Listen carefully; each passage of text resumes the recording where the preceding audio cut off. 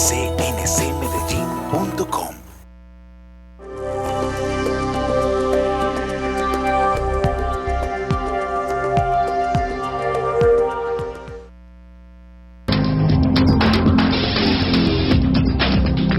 Una mirada a la justicia.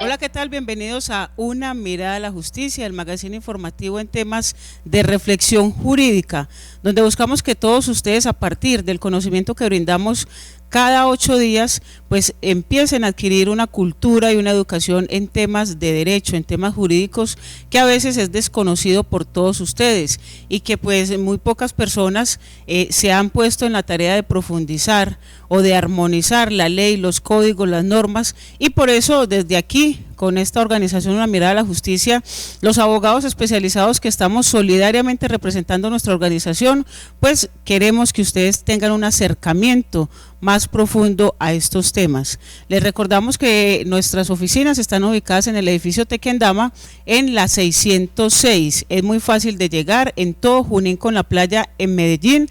Dentro del Centro Comercial Astoria encuentran el edificio Tequendama y ahí está Una mirada a la justicia, presta para solucionar cada uno de los inconvenientes jurídicos que puedan ustedes tener. También le hacemos mucho énfasis en recordarles que los sábados tenemos los programas de radio en Munera Edman Radio a las 9 de la mañana y en Ondas de la Montaña a las 11 de la mañana, donde enlazamos bloques de temas jurídicos que a ustedes de buena manera les van a caer muy bien, porque ante todo los van a mantener actualizados y sintonizados con la ley. En esta tarde tenemos un invitado muy especial, es un joven abogado que se ha venido especializando en un tema que es de mucha trascendencia ciudadana para todas las personas, ya sean conductores o ya sean peatones. Les presento al doctor Carlos Alberto Telles. Doctor, muy buena tarde, él es abogado, se está especializando y se especializó en el tema de la responsabilidad de tránsito cuando hay causas de embriaguez. Le damos una cordial bienvenida y buena tarde, doctor Carlos. Muchas gracias, doctora, muchas gracias a todos, igualmente al público y la audiencia en general. Pues es excelente, la verdad muy agradable estar en el programa.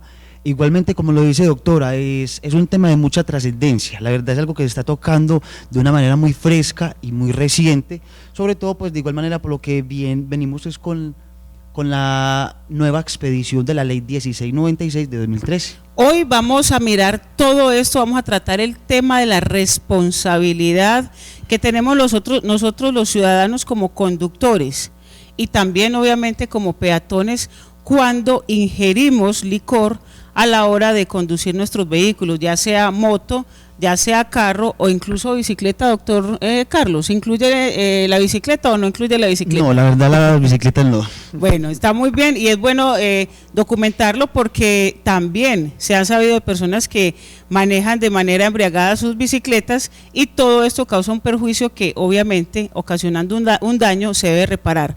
Por eso nuestro tema de hoy entonces es la responsabilidad que hay frente a en tránsito frente a la embriaguez. Vamos a iniciar, doctor, porque es un tema muy novedoso, es una ley que recién expidieron a causa de la cantidad de accidentes que se han venido presentando en nuestro país, a causa de la cantidad de lesionados y de muertos que se han presentado con ocasión a el conducir embriagado y manejar y tener las llaves, por decirlo así.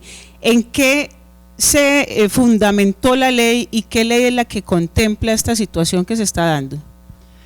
Bueno, pues la verdad, doctora, o sea, venimos de manera histórica haciendo referencia, porque realmente, o sea, lo que es en materia de Colombia es algo que, digamos, si bien había tenido sus consecuencias en el pasado, tener pues como tal la actividad de la conducción bajo la influencia de sustancias pues como tal psicoactivas o sobre el mismo alcohol, no había tenido precisamente una reglamentación muy pormenorizada al respecto, ¿cierto?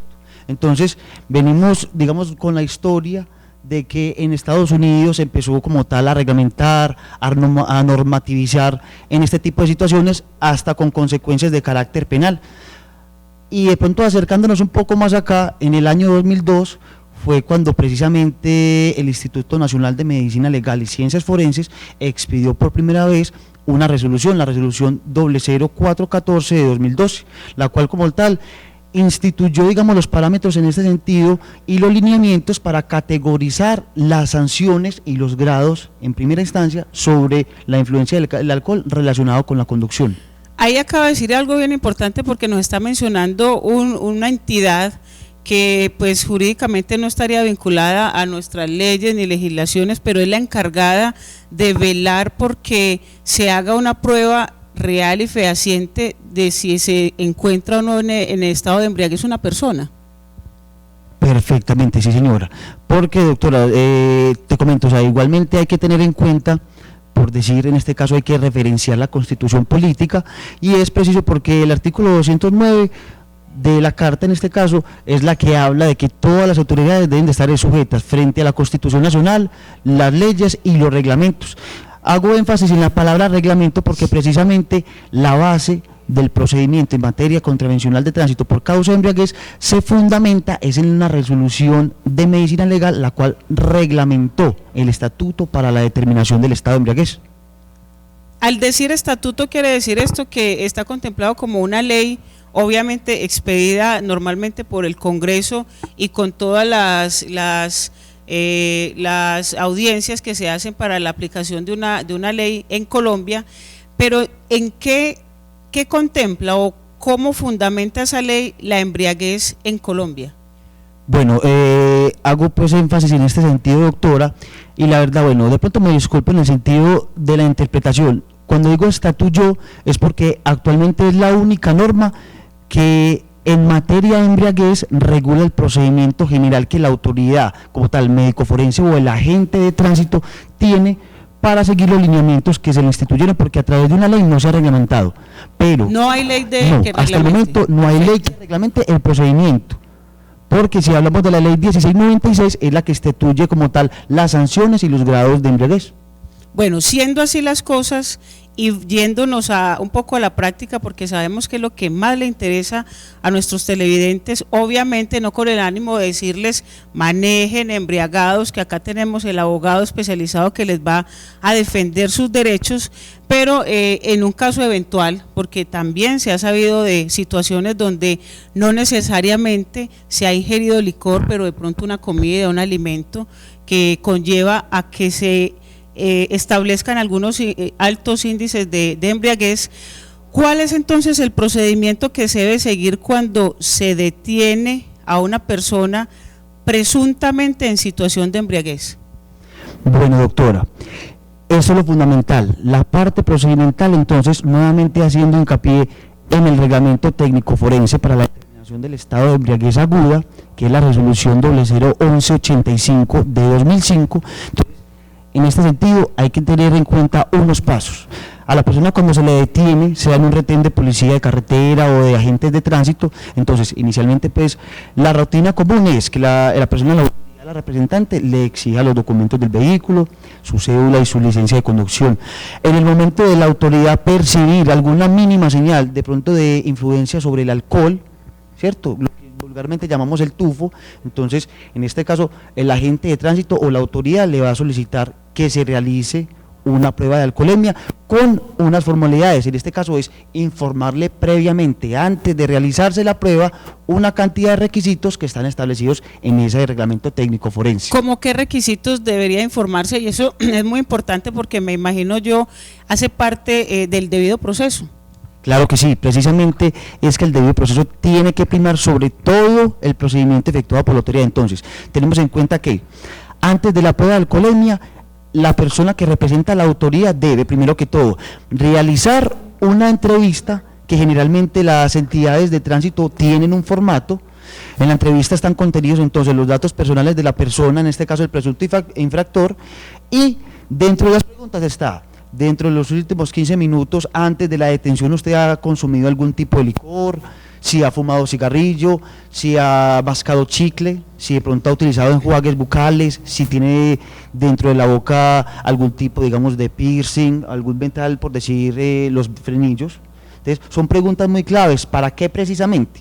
Se le está tratando de dar a informar a la persona en esa entrevista que se va a seguir paulatinamente un procedimiento por causa de alcoholemia, que la persona misma informe de manera voluntaria si ha consumido licor, ¿cierto? Todo se señala pues en recuadros que dicen sí, no, y también para saber si de pronto la expiración del aire sobre la celda del alcosensor, por consecuencia de algo que tenga en la boca, puede afectar la celda del equipo. Claro, es bien importante y ahí que tocas el tema, si el ciudadano voluntariamente manifiesta que ha ingerido licor, ¿eso lo exonera del hecho de hacerle la prueba de alcoholemia? Para nada, rotundamente no, doctora, porque precisamente el hecho de la persona asumir la responsabilidad de haber consumido licor no está en ningún momento significando de que se pueda la autoridad saltear como quiera su arbitrio todo el procedimiento, no. Es más, en el formato de entrevista se deja constancia con la X en el recuadro de que sí consumió licor, sin embargo, eso sigue entonces con todo el otro procedimiento. ¿Cuál sería entonces ese otro procedimiento donde ya se ha hecho la entrevista, se han llenado los recuadros, se ha informado a la gente de tránsito de las respuestas que él inquiere? ¿Cuál sería el segundo paso frente a esto? Bueno, doctora, entonces ahí seguimos ahora sí ahondando sobre el tema. Luego de que se realice la entrevista, lo que se debe hacer entonces, la autoridad en este caso de tránsito, generalmente los agentes de tránsito que están como tal certificados idóneamente para practicar las pruebas de alcoholemia, tienen su capacitación previa, ¿cierto? Si es policía de carretera, igualmente. Pero en ocasiones a la persona se le conduce a una unidad móvil de toxicología perteneciente a la Secretaría de Movilidad y ahí entonces, antes de la prueba, le hacen firmar un consentimiento libre e informado, pues precisamente para dar a entender de que la persona está dando su propia voluntad de realizarse una prueba, que en este caso es una muestra biológica, por el hecho de tener un aire expirado, ¿cierto?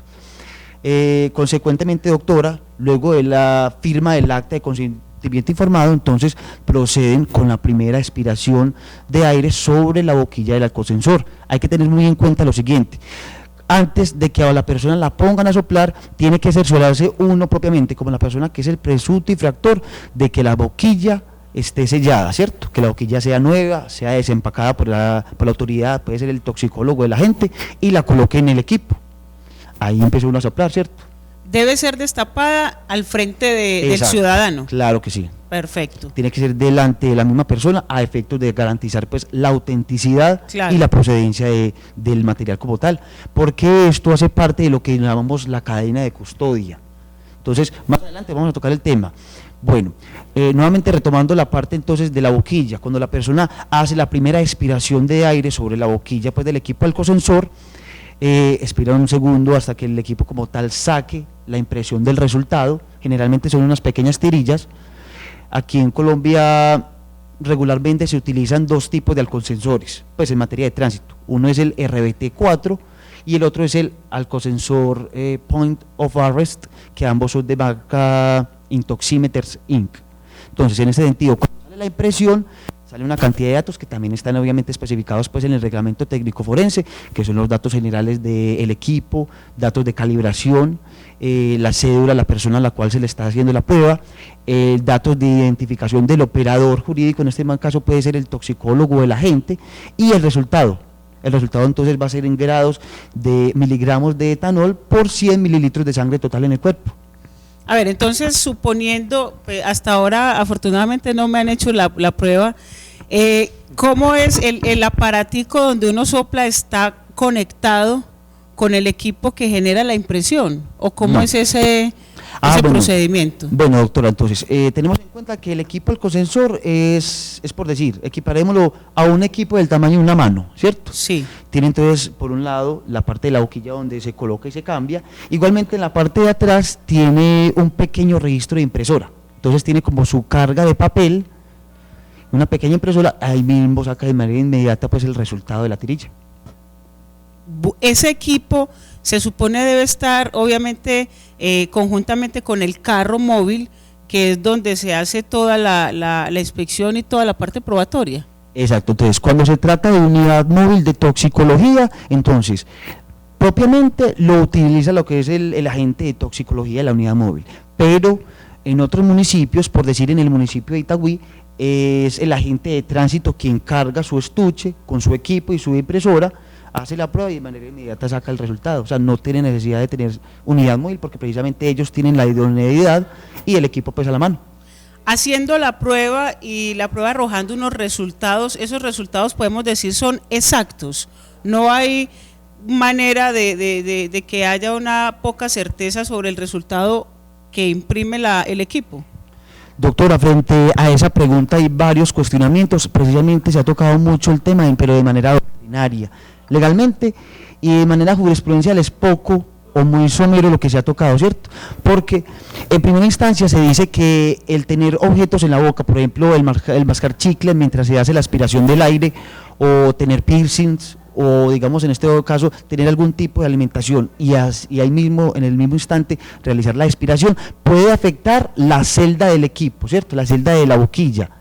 No está netamente comprobado como tal que influya en el resultado. Hay unos toxicólogos que dicen que sinceramente no afecta para nada, pero como hay otras personas también, en este caso la parte química, farmacéutica, que dicen que el hecho de tener algún tipo de objeto, sea alimentación, por ejemplo, en el caso de los chicles, se ve mucho que cuando son chicles, en este caso mentolados, puede influir obviamente, ¿cierto? Es como equipararlo a un enjuague bucal.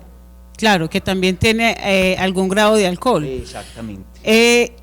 ¿Quién debe hacer esa prueba? ¿Quién debe entregar la boquilla, ponérsela a usted al frente para que sople? ¿El agente o el toxicólogo? Cuando es en unidad móvil de toxicología, es el toxicólogo quien te hace la prueba completa, obviamente con el respaldo del agente de tránsito, que él va a ser el testigo de todo el procedimiento y quien va a realizar el orden de comparendo, ¿cierto? Y cuando solamente es el agente de tránsito quien realice la prueba, o sea, debe de tener por lo general un respaldo de otro agente, para que esté observando y siendo el caso de que la persona no firme la tirilla, el agente testigo firmar. Al decir que firme la tirilla es porque necesariamente después de que salga el resultado, el ciudadano debe firmar la tirilla avalando el resultado. Exactamente, pero entonces déjeme tocar nuevamente el tema, doctora, que de pronto lo dejamos muy en el aire. Entonces, retomando donde hemos quedado en la parte de la prueba del alcosensor, luego de la primera expiración del aire, entonces vemos que se hace la impresión del resultado, en este caso se hace pues como tal, se saca la tirilla, la norma dice que se le debe informar a la persona cuál fue el puntaje del grado reflejado como tal del etanol, en ocasiones no lo realizan las autoridades, y la misma norma, o sea, el reglamento técnico forense dice que después de realizarse esa prueba de la impresión del resultado, se debe realizar la segunda expiración de aire entre 3 y 15 minutos después, ¿cierto? Entonces son dos expiraciones, una que arroja un resultado y la otra es ¿para qué? Para sustentar ese resultado. Lo que pasa es que es como para confirmar el grado y además porque el mismo reglamento técnico forense de medicina legal, específicamente en el numeral 4.4.3.7, menciona que entre los dos resultados debe hacerse un cálculo aritmético para calcular como tal un cociente, que se refleja entre la división o entre la diferencia entre los dos resultados. Entonces, por decir, la persona sacó en su primer resultado el 0.40, ¿cierto? Y en el segundo resultado sacó un 0.20. Entonces, la norma en este caso dice, cuando la segunda lectura de la tirilla es menor a 0.40, la diferencia entre ambos resultados debe oscilar entre 5 o menos de 5. Entonces, por ejemplo, en este caso, entre 40 y 20 fue o sea, se rebasó como tal, digamos, todo ese lapso que especifica el cociente. Entonces, en este caso, la norma misma dice, debe repetirse nuevamente todo el procedimiento, preferiblemente con otro equipo alcosensor, y de no ser así posible, realizar otro tipo de método, que en este caso sería el directo por muestra de sangre. Esa segunda expiración también genera un resultado que debe ser firmado y avalado. Claro que sí, por obligación. La norma impone el deber al ciudadano de firmar como tal en el espacio de su firma, ¿cierto? Y también dice que debe colocar la huella dactilar del dedo índice derecho al respaldo o en el frente, pues, ¿cierto? Esto es muy importante porque no estamos exentos a que en cualquier momento pues la autoridad nos inquiera para hacer este tipo de procedimiento. Es importante que tengan en cuenta cómo se debe hacer el procedimiento a la perfección, porque de no hacerlo de esta manera posiblemente hay algún tipo de nulidad o de defensa que usted puede tener y que ahora el doctor Carlos Alberto Telles, que se ha venido especializando en esta área, nos va a comentar, porque también hay unos mecanismos para defendernos en caso eventual de que la toma de esa muestra no haya sido la mejor, la más idónea, o no se haya hecho con el debido proceso como se debería haber requerido. Por eso vamos a ir a unos cortos comerciales y ya regresamos aquí en Una Mirada a la Justicia. Comienza Espacio Publicitario. CNC Medellín. En CNC Noticias somos imparciales, actuales, veraces, información con claridad. de lunes a viernes por el canal CNC Medellín.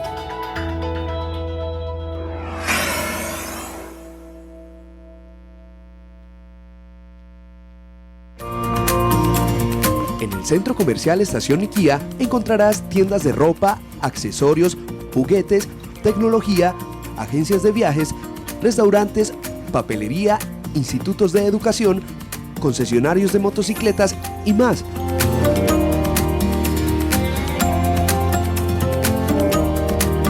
Centro Comercial Estación Niquía, más fácil.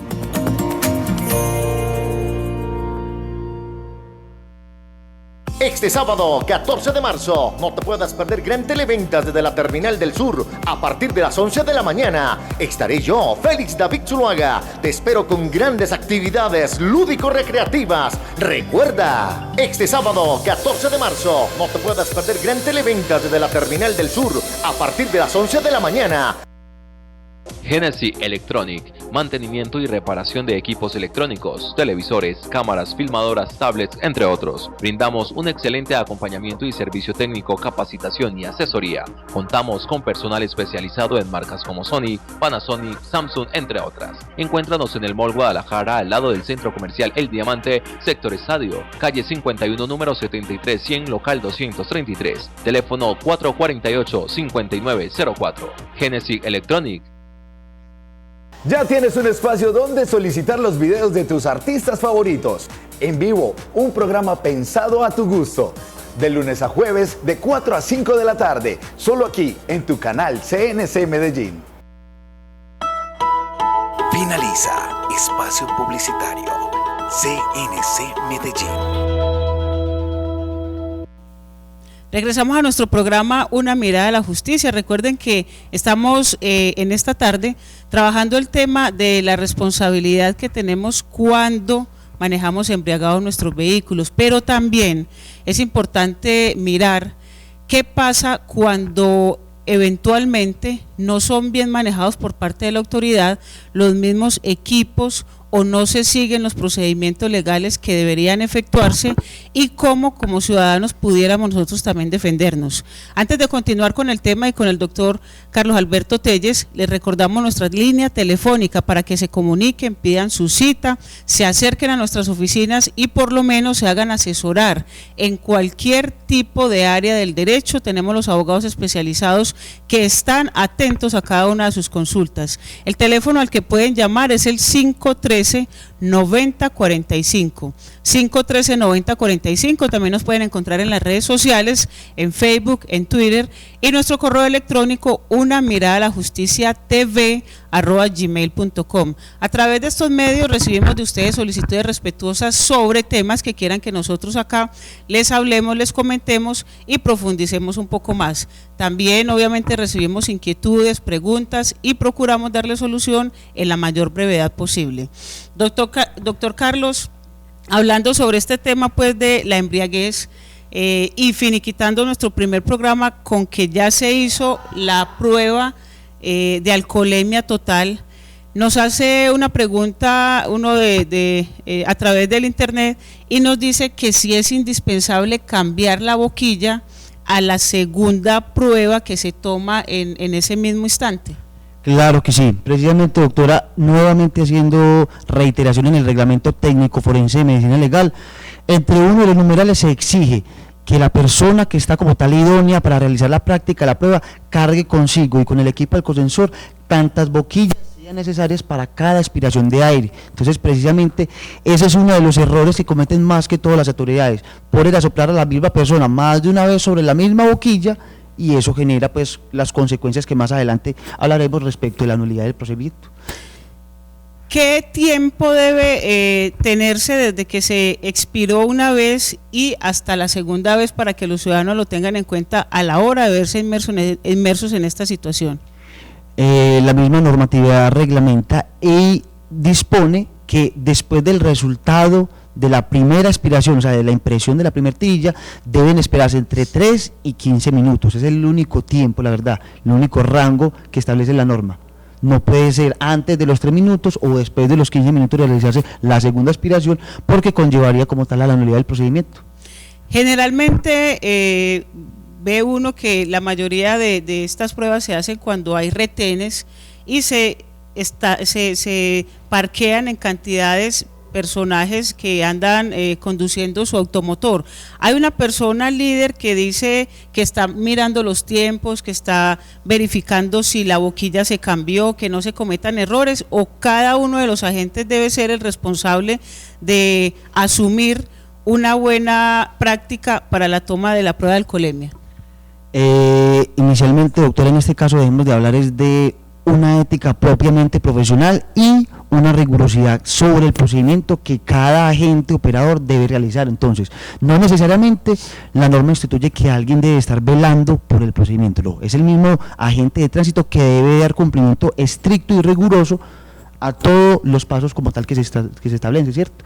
Entonces, no significa que para realizar la prueba tenga que haber un agente de respaldo, no, para nada. ¿Qué pasa cuando una persona no desea o no quiere, no accede a hacerse esta prueba de alcoholemia? ¿Qué pasa con esa persona? Bueno, acá entramos ya la verdad en un tema un poquito más fuerte porque precisamente, doctora, la renuencia a realizarse la práctica, la prueba de alcoholemia, tiene que ver relacionado entonces con lo que era la ley 1548 de 2012 y el artículo 5, si no estoy mal, de la ley 1696 de 2013. Es algo muy delicado porque la verdad el hecho de rehusarse a practicar la prueba conlleva automáticamente, tal cual lo dice la norma, a la aplicación de la sanción mayor, que en este caso es una multa pecuniaria de aproximadamente 30 millones de pesos y la cancelación de la licencia de conducción. Esas son las consecuencias de la renuencia. Sin embargo, yo hago aclaración de una vez antes de que de pronto más de una persona tenga alguna inquietud, doctora, y frente a la renuencia o al tema de rehusarse a practicar la prueba, hay 2 sentencias en particular muy, pero muy importantes que son proferidas por la Corte Constitucional. Una es la sentencia C633 de 2013 y la otra la sentencia C961 de 2014, las cuales hablan que, si bien obviamente entonces de manera consecuente a negarse a realizar la práctica, se conlleva la sanción mayor, que es establecida pues igualmente y escrita por el agente en la misma orden de comparendo. Él debe estipular: la persona se niega a realizar la práctica de la prueba, aplicación ley 1696, la máxima, ¿cierto? Entonces, lo que dicen estas 2 sentencias es que la persona se puede negar digamos, dentro de un marco que es: usted, primero que todo, tiene el derecho de exigirle a la autoridad que le muestre un certificado de calibración del equipo. Es un derecho propio per se que le consiste a la persona de saber qué se le está haciendo y con qué aparato. Igualmente tiene el derecho de exigirle a la autoridad que le va a practicar la prueba que le exhiba el certificado de idoneidad expedido por medicina legal, que lo tiene como tal capacitado para realizar la prueba de alcoholemia. Pero fuera de estas 2 circunstancias, no hay manera alguna de que usted diga que se va a negar y va a estar exonerado, no, la verdad. Ya sabemos entonces que en caso de una renuencia por parte del ciudadano, le aplican la mayor sanción y de igual manera se le llevan el carro o el vehículo. Claro que sí, doctora. Desde el grado 0 de alcoholemia, pasando por el grado 1 de embriaguez, 2, 3 y la máxima, en todos los eventos hay inmovilización del vehículo. Precisamente la ley 1696 de 2013 así lo establece. Diferentes días, claro, pues está, ¿cierto? Por decir, en la máxima son 20 días hábiles de inmovilización. Y es posible que un ciudadano se niegue a hacer esta prueba, pero acceda a hacerse la prueba de sangre o algún tipo de prueba distinta a la que en el momento se esté efectuando. Bueno, doctora, frente a esa pregunta es importante saber lo siguiente. La misma ley está otorgando 2 categorías de examen referente a la determinación del estado de embriaguez aguda, que una es la prueba de alcoholemia, ¿cierto? Que en este caso, digamos que es una prueba que es bifurcada porque hay dos tipos de métodos, uno es el método directo y el método indirecto. El método indirecto es el que comúnmente utilizan pues en materia de tránsito, que es la expiración de aire sobre una boquilla en un equipo alcosensor, y el método directo es una recolección de muestra biológica, que en este caso es sangre u orina. El examen clínico es la conducción de la persona presunta infractora a un centro hospitalario de atención médica para realizarle igualmente esa extracción de sangre o algún residuo biológico. Pero, qué pena doctora, le interrumpo. La pregunta en sí como tal es si la persona tiene la facultad de decidir por cuál de los dos métodos optar. No, la norma dice, se realiza el método que tenga disponible la autoridad en el momento. Entonces es como un error en el que recaen muchas personas en el momento que se le hace o se le va a hacer la prueba con alcosensor, y la persona dice, o sea, no, yo prefiero que me lleve al centro hospitalario o sáqueme sangre que yo sé que no estoy embriagado. No, la norma le está diciendo lo que tenga disponible. Si es un laboratorio de toxicología con disponibilidad de extracción de muestra biológica, se puede optar. Pero si solamente tiene el equipo alcosensor, debe uno solamente someterse al imperio de la ley. Hemos visto en las noticias cantidad de personas que cometen un accidente, una infracción, posiblemente en estado de embriaguez, se van o huyen del lugar y aparecen 2 días o 3 días después. ¿Cómo sabe la autoridad si esta persona en realidad estuvo embriagada o no cuando ya ha pasado tanto tiempo y donde posiblemente hay lesionados o de pronto incluso personas fallecidas a causa de un accidente? Bueno, doctora, lo que pasa es que en esta situación también es muy clara la ley 1696 de 2013, haciendo énfasis a los apartes derogados de la ley 1548 de 2012, que establece la pena máxima, la sanción máxima. Entre rehusarse también se comprende la palabra darse a la fuga.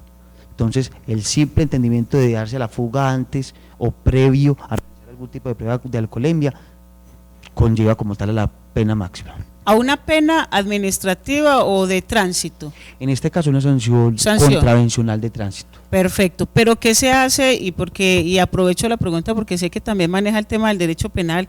¿Qué se hace con la parte del dolo que eventualmente ya está establecido por el hecho de haber ingerido licor? En este caso, doctora, si se trata entonces del punible del homicidio o de lesiones personales, pues precisamente hay que tener en cuenta que si la persona se dio a la fuga, primero que todo se está de una vez resumiendo en derecho el dolo, ¿cierto? Igualmente el hecho de haberse fugado conlleva a estructurar dentro del tipo penal el dolo. Entonces, y un agravante. Exactamente, claro, porque está, digamos, en este caso se dio a la fuga. Igualmente, lo que sucede, doctora, es que si la persona se dio a la fuga y nunca se dio previamente como información a tan siquiera poder realizar la práctica de la prueba de alcoholemia, el agravante no encuadraría, porque no hay, digamos que la tipicidad del agravante del embriagado en ningún momento se percibió. Claro. ¿Cuáles son, dentro de lo que hemos venido hablando y dentro de los derechos que también tenemos nosotros como ciudadanos conductores, cuáles son los principales errores que se cometen a la hora de realizar este tipo de pruebas y de los cuales obviamente abogados como usted y como muchos que trabajan la defensa de los derechos de los ciudadanos en este sentido, en esta causa de la embriaguez, cuáles son esos errores de los que nos podemos valer para una buena defensa? Bueno, doctora, es importante entonces tener en cuenta que, o sea, yo lo hablo y me refiero desde el aspecto procedimental que yo aplico en el momento de la defensa de una persona, ¿cierto? Entonces hay que tener en cuenta de todo lo que acabamos de narrar respecto del procedimiento, algunos de los errores en los cuales se reitera mucho por parte de la entidad de la autoridad, es que ponen a aspirar más de una vez aire sobre la misma boquilla de la persona. Entonces es un punto muy importante a favor del procedimiento de la persona, ¿cierto? Ojalá todo quedara por constancia de video o en audio, porque vos sabés que de igual manera elementos probatorios se pueden aportar dentro del procedimiento. Entonces, nuevamente retomando, más de una aspiración sobre la misma boquilla conlleva a las consecuencias de nulidad del procedimiento. Igualmente también hacer la segunda prueba de expiración de aire por fuera del rango del tiempo señalado, que es entre 3 y 15 minutos después de la primera impresión del resultado, también es otro punto a favor. Otro punto sería también en este caso, no colocar boquilla nueva entre la primera y la segunda, o la persona del equipo alcosensor tener de una vez armado y no mostrarle cómo se armó, igualmente, ¿cierto? Es en garantismo de totalidad pues, de derechos fundamentales de la persona. Digamos en esta otra ocasión, cuando la persona fuma cigarrillo, la misma norma dice que si usted acaba de fumar el cigarrillo debe esperar 2 minutos para realizarse la prueba de alcoholemia con el alcoholsensor en materia de cigarrillos, ¿cierto? Otro defecto en el procedimiento es que el agente de tránsito o el toxicólogo no ponga a firmar a la persona presunta infractora el acta de consentimiento informado previo a la prueba de alcoholemia. Y al igual, algo que es muy fundamental y que sinceramente tumba mucho los comparendos es nunca hacer el formato de entrevista por escrito. Los agentes de tránsito o las autoridades argumentan que no, de verdad sí le hice la entrevista, pero de manera verbal. Las palabras se las lleva el viento de materia procesal, ¿cierto, doctora? Debe de constar dentro del expediente y la investigación el formato de la entrevista debidamente llenado, firmado por la persona que es el presunto infractor, o tan siquiera de colocar que no firma por tal razón.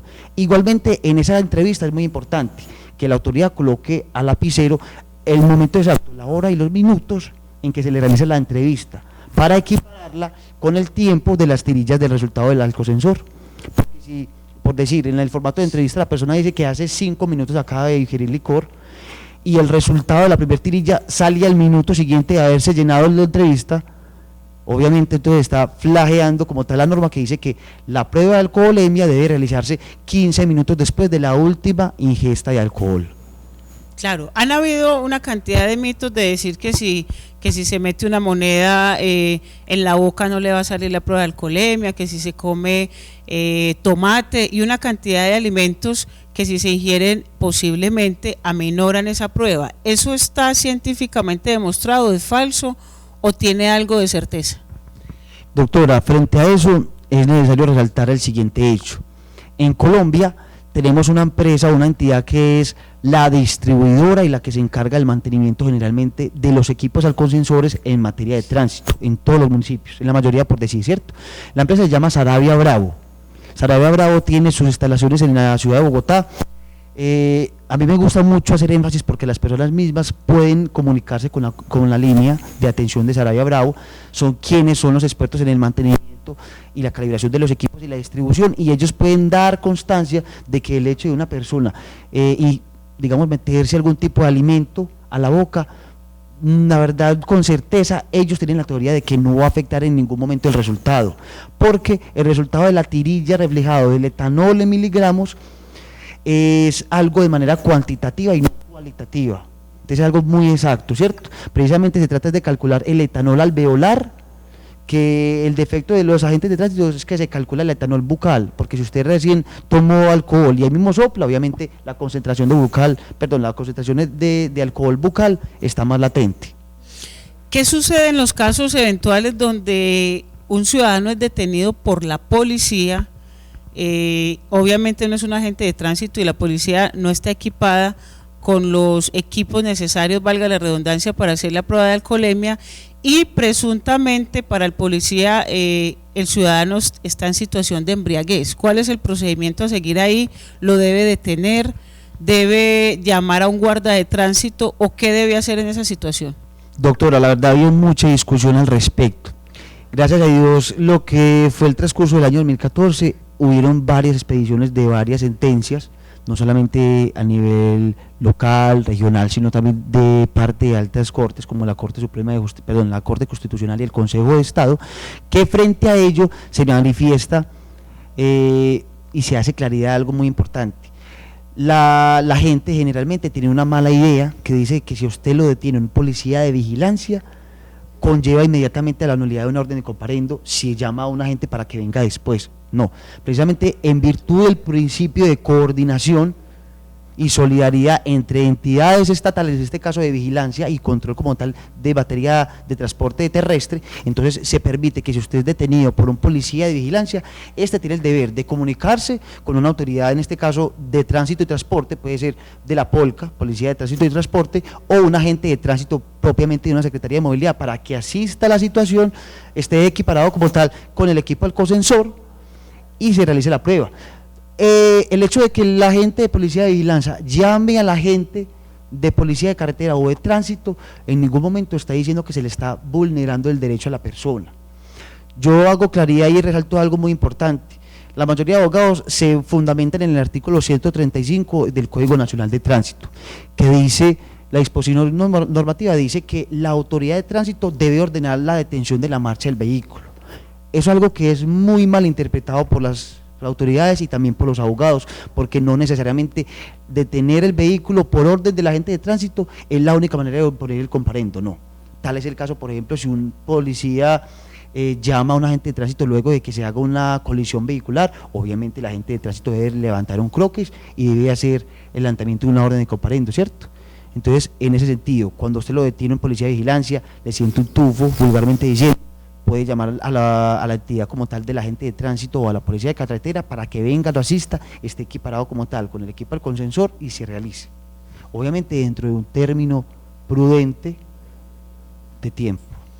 Claro, otra de las inquietudes que tenemos de nuestros televidentes es si un ciudadano está en su automóvil parqueado y en estado de embriaguez, pero con ese carro inmovilizado, ¿es posible que si lo abordan agentes de tránsito, es posible que le realicen la prueba de alcoholemia y le sigan el procedimiento e incluso le sancionen por este hecho, aun cuando esté estacionado sin mover el vehículo?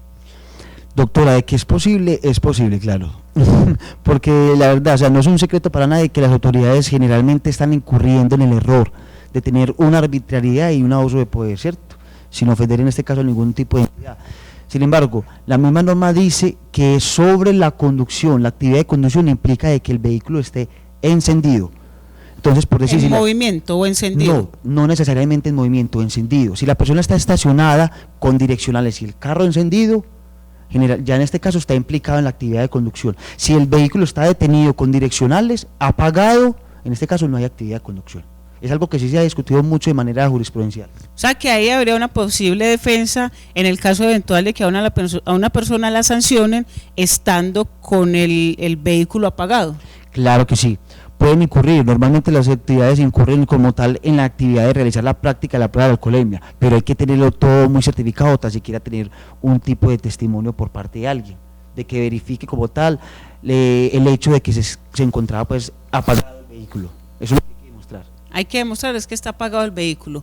Como abogado litigante, donde la mayoría de sus procesos han sido la defensa de personas en este tipo de situaciones, pudiéramos decir que en Colombia, o por lo menos tomemos como muestra Antioquia, está debidamente equipados todos sus municipios para realizar una buena prueba de alcoholemia y que no se les venga al lastre o no se les caiga en un proceso. Doctora, pues hablando de materia de gobierno nacional, se supone que en los municipios donde no se encuentra una Secretaría de Movilidad dotada de agentes de tránsito, hay que tener en cuenta que la solidaridad por parte de la descentralización del gobierno ejecutivo debe ser que se debe proporcionar tan siquiera policía de tránsito y transporte por medio de convenios con las inspecciones de tránsito para tan siquiera tener como la reserva de un policía de tránsito y transporte que esté capacitado y certificado idóneamente para realizar pruebas de alcoholemia. Que puede incurrir en algún municipio en que no haya ninguna autoridad, no se puede hacer ningún tipo de prueba con alcosensor. Tendría que optarse siempre por conducción a institución hospitalaria. Dentro de la práctica, obviamente, que se ve jurídica, es recomendable a una persona que fue sancionada por este tipo de responsabilidad tener el acompañamiento de un abogado para llevar a cabo el proceso y el procedimiento que se le lleva ante la Secretaría de Movilidad. Claro que sí, doctora. La verdad, desde este punto de vista profesional, no solamente en el ámbito laboral lo recomiendo, porque la verdad me gusta es hacerle claridad a las personas. Es muy importante que la persona asista desde la presentación del inculpado a solicitar a la audiencia o la primera audiencia con un apoderado, porque las etapas de este tipo de procedimiento contravencional de tránsito por causa de embriaguez son 3. La primera es la presentación del inculpado, donde se realiza una versión libre y espontánea de los hechos, las manifestaciones que él considera respecto de la práctica de la prueba de alcoholemia. En esa misma diligencia se solicitan pruebas por parte de la defensa o de la persona inculpada, que en este caso la idónea siempre es la ratificación por parte del agente de tránsito o el que realizó específicamente la prueba de alcoholemia, y la tercera sería el fallo, ¿cierto? Entonces, me parece muy ideal que la persona asista desde el principio con un abogado. Mejor dicho, lo que recomiendo yo es que si la persona la sorprende con una orden de comparendo por causa de embriaguez, comunicarse en el menor tiempo posible con un abogado antes de ir a solicitar la audiencia de tránsito. ¿Ante qué entidad se solicita? ¿Con las inspecciones de tránsito, Claro. como un accidente de tránsito? Claro, sí, municipal. Entonces, Claro. por decir, en Medellín te hicieron el comparendo por embriaguez en cualquier lugar, entonces lo que debe hacer la persona es ir a la Secretaría de Movilidad, solicitar la audiencia, obviamente le dicen, bueno, tenías una audiencia fijada para dentro de un mes, etcétera. ¿El mismo ciudadano debe ir? Claro que sí, tiene que ir a notificarse. Esa es la diligencia de notificación de la orden de comparendo.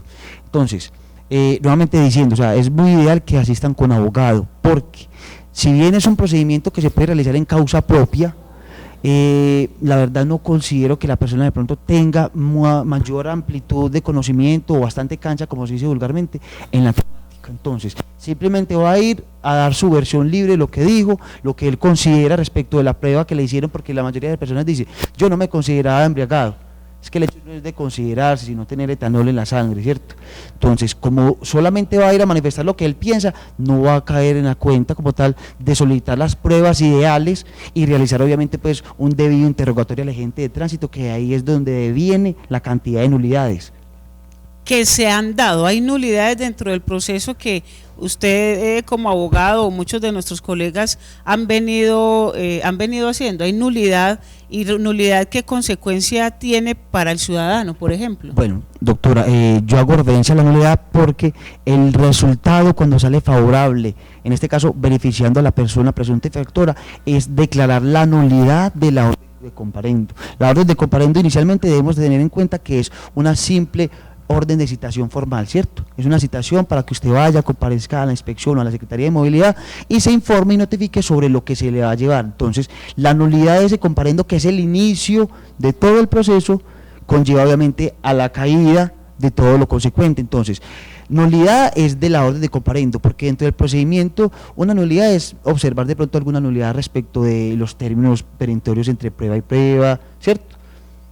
Es bien importante tenerlo en cuenta, y a todos ustedes los ciudadanos que están muy pendientes de este programa, pues decirles que el acompañamiento con el abogado también es indispensable para que tengan en cuenta y siempre lo soliciten llamando al teléfono 513-9045. Recuerden que una mirada a la justicia está comprometida con la defensa de sus derechos, y por eso todos los días pues tenemos los abogados especializados en las diferentes áreas.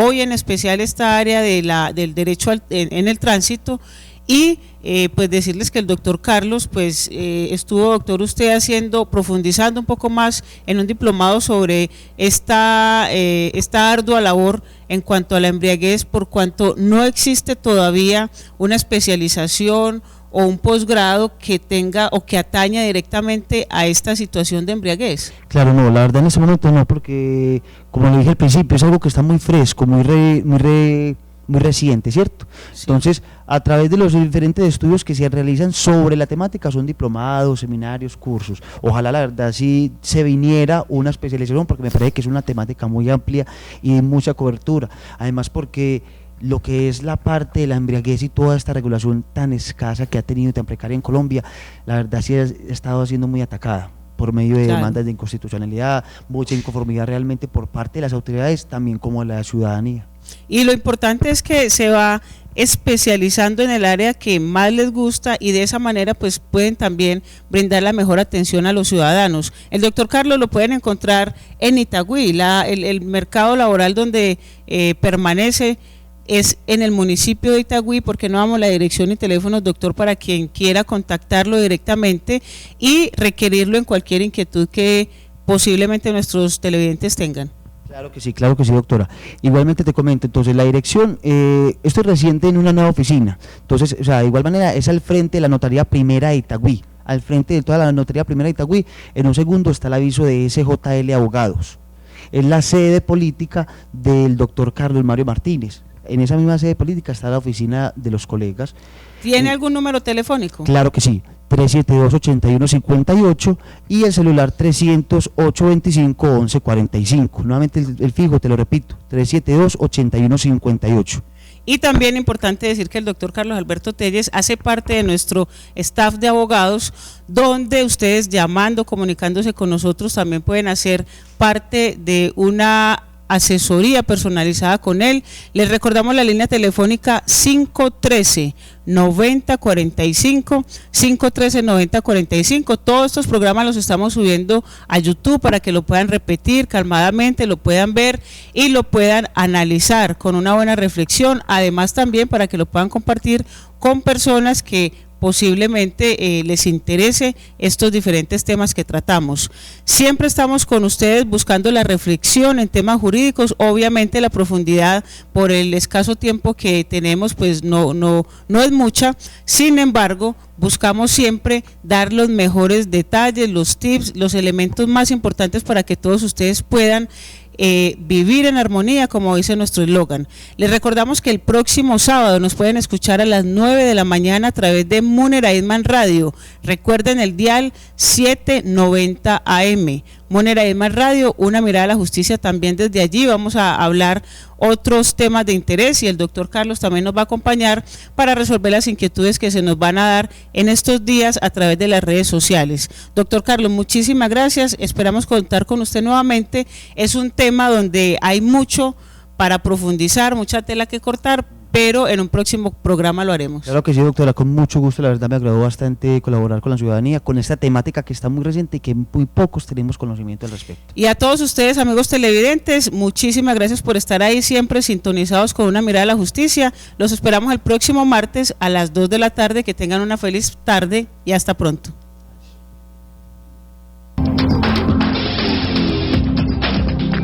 Una mirada a la justicia.